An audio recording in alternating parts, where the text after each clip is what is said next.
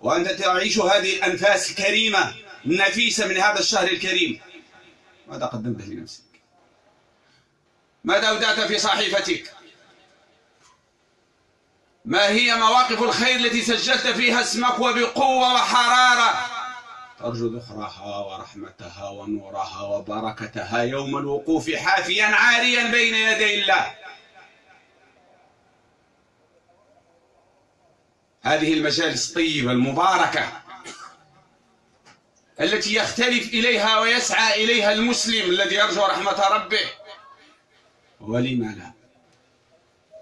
ومعلم البشرية وقائد البرية صلوات ربي وسلامه عليه يقول كما في حديث أنس رضي الله تعالى عنه: وما جلس قوم مجلسا يذكرون الله يبتغون بذلك وجه الله إلا ناداهم مناد من قبل الرحمن قوموا مغفورا لكم قد بدلت سيئاتكم حسنات.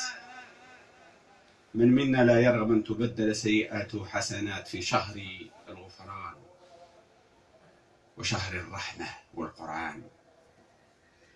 وأنت جالس في مثل هذه المجالس يجب أن يغشى قلبك هذا الشعور وهذا الإحساس حتى تسكن نفسك وتطمئن ويطمئن قلبك كما أخبر بذلك ربك سبحانه وتعالى: الذين آمنوا وتطمئن قلوبهم بذكر الله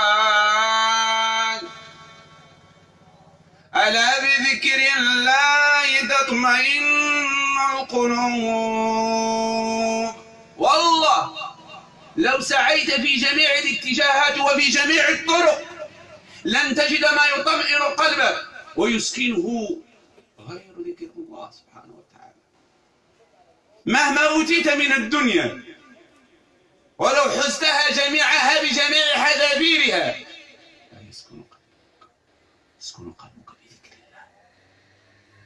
ترتاح النفس حينما تذكر الذي خلقك وصورك وشق سمعك وبصرك، ترتاح لأنه لن يضيعك. فهنيئا لنا جميعا أيها الإخوان والأخوات والآباء والأمهات هذا المجلس الطيب في هذه الليلة الشريفة الكريمة من هذا الشهر الكريم.